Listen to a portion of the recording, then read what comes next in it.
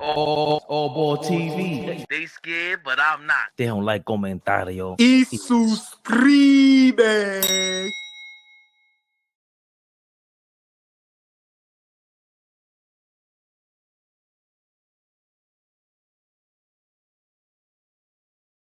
Yeah. AllBall TV. Fabian PerspecTV.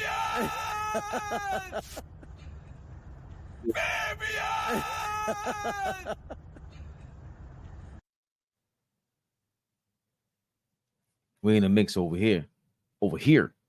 Right here. Will Latimer, yes, sir. Let's get to it. Travis, boss man, what's going on, my brother? We live, baby. Isaiah Jackson, what's going on, fellas, ladies and gents? Happy Friday. Huh? Someone told me I'm doing what the girls call it, hat. I got the hat weave. Someone said I look totally different without my hat and the glasses. They were disappointed, I guess. I read the comments. I got a hat weave. I'm hat fishing. That's what it's called. I'm hat fishing. I don't care. Maybe I am hat fishing. Maybe I am. Maybe I'm not. Happy Freaky Friday. Hey everyone, happy Friday. We live, baby. Correct. What is going on? Got some talk about some things to react to. Uh-oh. We heard the troop. So you know what that means. Troop. Are we live? Big Flea. Never the little one. We here. Let's go, y'all. Chilling, man. Somehow our Friday's going. Know what I mean? I got my new drop. In case y'all forgot.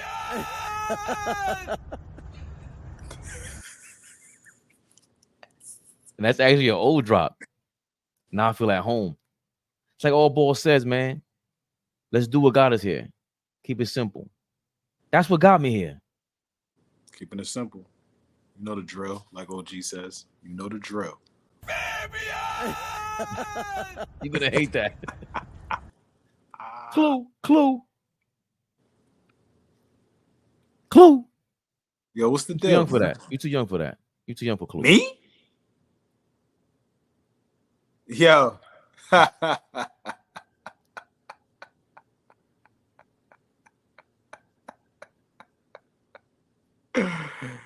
Young man, listen to me. Listen to me, young man. I was outside, man. When outside wasn't even this goofy word, outside. I hate it too.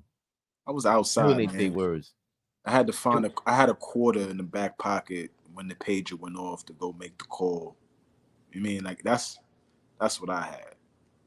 I mean, pager went off. I had to look at the pager, see the number, grab a quarter, run somewhere, find a payphone. Yeah, I'm from that era. Hold on. He said you need to chill having your hair out. My girl be on this app.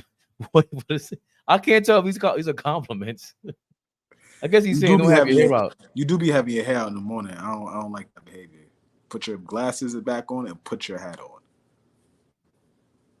What does that mean? That I shouldn't have it on? Like I shouldn't have my hair out like that? It's a bad look? He's paying you a compliment, I'm sure. My girl be on this app. That's crazy. My foreman of the day was like, yo, what do you do with your hair? Like, I wash it. I feel like a girl when he asked me, like, I said I put leave-in conditioner. My wife told me I got a shampoo with two different shampoos back to back. Put the leave-in conditioner. Flea is like, what? And then I walk out the door. Guess what I saw? Creeping and crawling. Yo, I'll leave that alone. The first 4.5 minutes of this episode of Knicks Rehab is awful. Because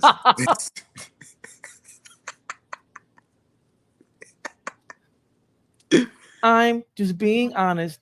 Because this brother is up here talking about the leave-in conditioner that he uses. Boss man. Big shout out to Boss man. He said our glasses are fire.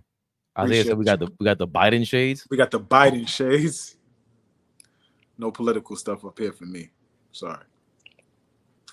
Not yet. We're gonna give that's a Patreon, baby. That's the extra membership. Yeah, I got nothing. I got nothing for you. Going nuts. Right, not right now. You got to play Flea the Fee. Facto. Fleano Brown comes out in full effect. I might have a black turtleneck on. Good gold chain. Set your $5. Let's get into it. You see the thumbnail. The Knicks. They will draft Zach Edey. We're saying it. The Knicks predicted to land star who is the 2-time player of the year. He's a mock draft by Bleacher Report, but you know it's a fun time in sports for your off season. You use different people's mock drafts. Maybe you got your own mock draft to come out with reasoning to draft a Zach Edey, right? The Knicks don't have an opening at center right now, but that could change here shortly. Wrote, who's this Buckley? His name is Zach Buckley too. Zach, I'm sorry, that's why I got confused. So Zach Buckley wrote, the Knicks don't have an opening at center, but that could change here shortly. Both Isaiah Hartenstein and Precious Achiuwa are ticketed for free agency, and if the Knicks make a significant commitment to even one, a new contract for Hartenstein could get pricey. They have to get off of Mitchell Robinson and his 8-figure salary. Do they? You're a liar, Zach. If Knicks wind up with the hole in the middle, drafting Zach Edey would be a fascinating way to fill it. He's nearly 7 foot. I'm 41. He's nearly 7'4" in socks with an almost 7'11" wingspan. He's super skilled around the basket, post scorer, rebounder, and rim protector. This guy Alex B, he's always on Twitter going crazy. We already seen some of these reports. Jake Fisher, who's a reporter for the Knicks, I think a lot of these guys are reported for the Knicks and they end up not being reporters, but whatever. He's saying definitely word around the league is that they are looking to move those picks. But you have other guys, we've heard otherwise. So, hit our other video about our conspiracy on the Knicks. And then I saw some. Are you impressed by this? We heard about what he can do on the college game, but this is during his draft workout, right? Play the footage. His shooting form. What do we want? Do we think we're gonna get Zach Edey? Do we want Zach Edey? Does this shooting form impress you? You can't show me a combine workout and this will do something for me. So that's number one. Number two, I think that Zach Edey is definitely a insurance type thing for us going forward if we get outpriced by Hartenstein. And I think that's that can happen. That can absolutely happen. We can get into a position where multiple teams offer him 20, 22. Somebody really want him $25 million a year. He could command about $100 million contract in the offseason. And I think I'm pretty consistent on I don't want the Knicks to pay him $100 million. To not even know if he's going to be our starter. If you do that, that tells us that he's our starter going forward. That's what that does for me. So I think Edey would be a insurance package. We have 2 first-round picks, back-to-back picks, 24 and 25. We take him. He's 2-time player of the year, has played a lot of college basketball. Experienced player. I was talking about those type of guys that, he didn't come out early. He was in the national championship game this past season. So the kid wins, so there's upside to this. I'm not saying he won't be a project. He is not very fast, nimble, agile, all those kind of things. But I think, he's worked on his touch a lot better. He's going to be a natural rim protector. I do look at him as like a Brook Lopez type player at some point in his career.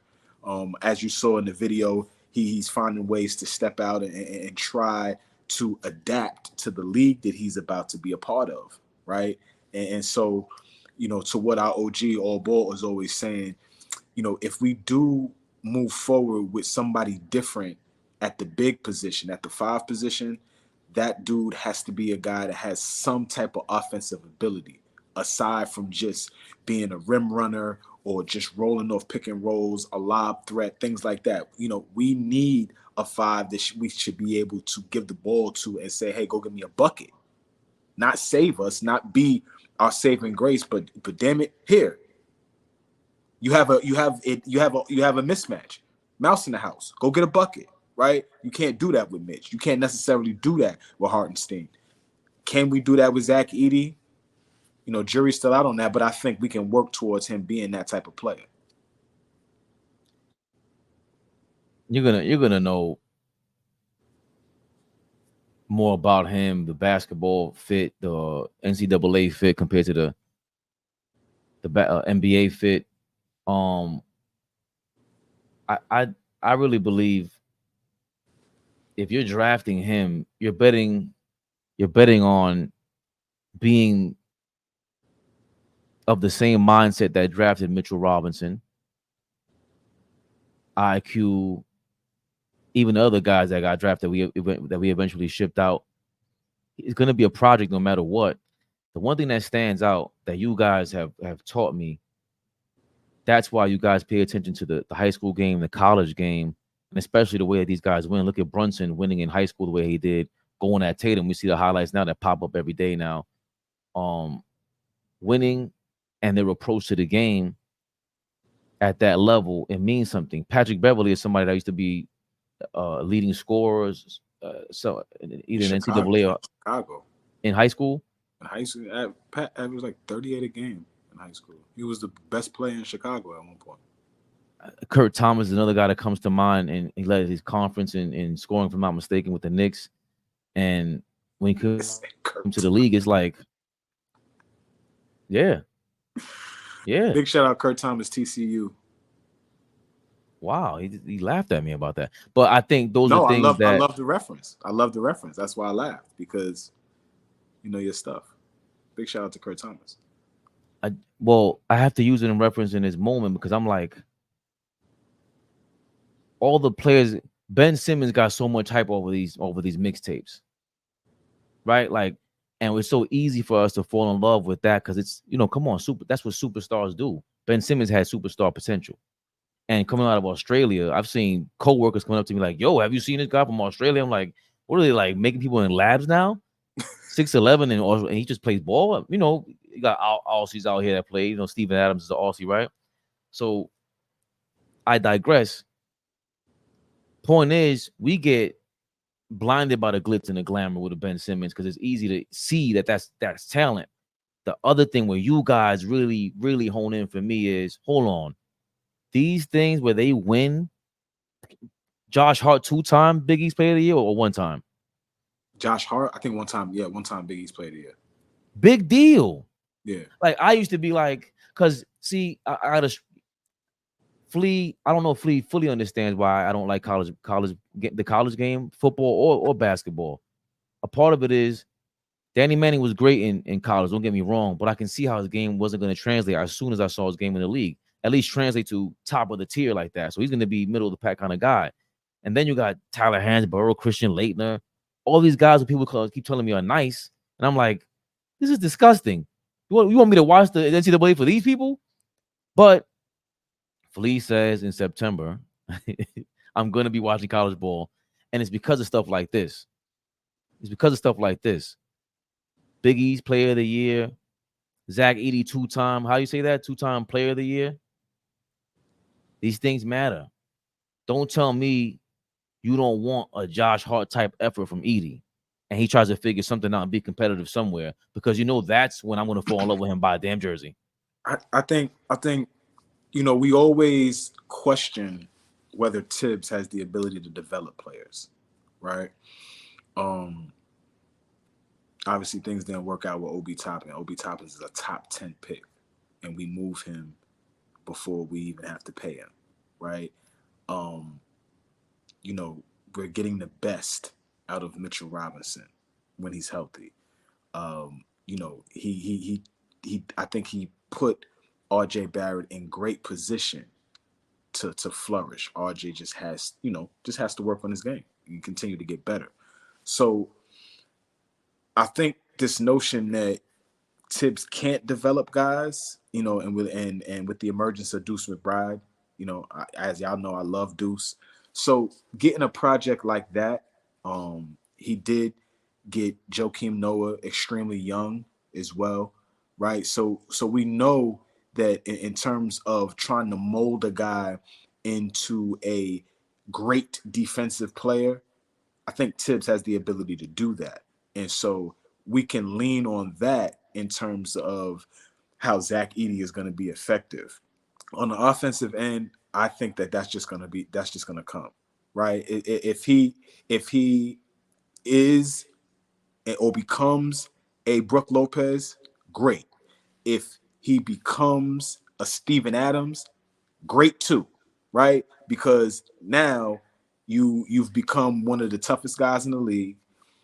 You've become one of the best screen setters in the league. So now Brunson gets open, and now DiVincenzo gets open, and now you're creating space and be able to take pounding in the interior off of Julius Randle. I'm just just throwing out scenarios in how he can be effective. You know what I'm saying with his growth if he becomes a Knick. So.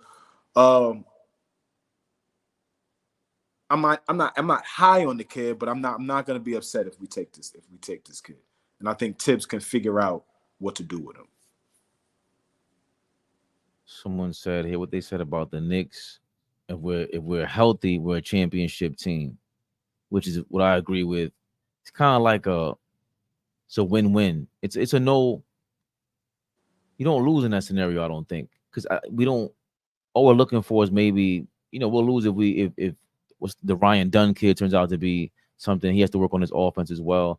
He fits in any lineup, but there's a lot of defenders out here who don't play offense, right? Like the kid from who's the kid that got traded from the Philly and he's in Portland now? Matthias Thybulle. He hasn't figured out anything on the offensive end. As a matter of fact, I thought OG in Toronto, when I would watch him, I didn't see anything on the offensive end. I thought that he was like a Matthias Thybulle type. I was dead wrong. Oh no. Yeah, he was always serviceable. He was always could put the ball in the basket, but I don't think he got many opportunities there. Like there was other guys there that they looked to score. And to your point, they got rid of Cam Reddish. You got rid of a lot of guys that weren't Tibbs style of players, which is what I always refer to. The Kemba Walker press conference. I say he didn't want him there. It's not like he doesn't like him. But if you give Tibbs his guys, then we've seen what this could be. Like for me, it's a championship team, championship contender, and then on top of that, he's going to be your barometer. He's going to be the go-to guy when you have to ask him, and he's earned every level of confidence and credibility. If you ask him, yo, you think this guy Edey, you good? Mm-hmm. Tibbs is the guy that's going to go like, yeah, because part of the reason why we were talking offline is let's get the pros are going to be Tibbs. We're betting on Tibbs, him fitting Tibbs style if they do give him the nod. And they're betting on the fact that the NBA is going in that direction. We're going to get into Caitlin Clark later on and Steph Curry later on and how the NBA changed and James Harden and these guys, they made the game more finesse, especially during the regular season. Because that's the thing with Rudy Gobert is like he does get you them 82 games. You're a top defense for 82 games, but it's not playoff 82 games, which is a different story. Yeah, once you get into that, best out of 7 2-week series, and you're able to game plan and scheme and make adjustments and see and know that you're gonna play them the next day or 2 days from now, rather, right? From a coaching perspective, if you are a damn good coach, it's chess, right? And you are playing chess versus that other coach, and it's going to be who's going to make the best chess moves, to get the job done. And with Rudy Gobert, there's way too many times where average to above average to great coaches have been able to scheme against him and take him out of position and be successful against their team. And so this continues to happen time and time again. I'm just hoping that Zach Edey is not that type of player. But stay right there, because we don't expect him to be Rudy Gobert coming into the league defensively, right, and making that kind of impact. I don't know what Rudy Gobert was coming into the league. What was the I can't even think of it. What was the thought? What was the analogy? I don't remember. I can't recall. He was a soft Frenchman. That's what I remember. He has a reliable hook shot. What? With his right hand. Is this a lie?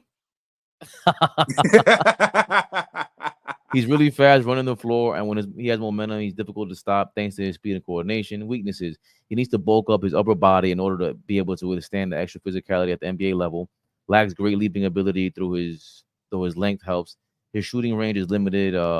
Lacks a jump shot from the mid range. Lacking fluidity. His offensive movements are rather raw. He needs to add confidence to his game. Sometimes he seems stiff and mechanical. He's a reliable rebounder, but with his physical tools, he could be even better. That's the thing that stands out for me when it comes to this kid, Zach Edey. Lower body strength is crazy. You ain't moving him like that from what I saw. He's a house. He's a house. And for him to be able to see, that's what I was gonna say. Defensively, we don't expect Rudy Gobert because that's like, and then maybe we do because, like we said, he can get schemed out of a playoff game. If he's somewhere around that would be the biggest plus ever. But it's really offensively where we go, yo, he could stay on the court against how many second units at the very least. And all we're asking for is because these 82 games. Because so many teams go small through their second unit, right? Not many teams have a lot of backup bigs that are 7 feet, right? A lot of teams they go small as they go into their bench. So it's extremely difficult to keep him on the floor. Extremely difficult. And so, like I said, I'm just hoping that Zach Edey is not a Rudy Gobert type, right? I hope that his defensive capabilities are something that translate to the NBA. But offensively, if he can work on that and get there, I think we'll be fine. AllBall TV. They scared, but I'm not. They don't like comentario. Y suscribe.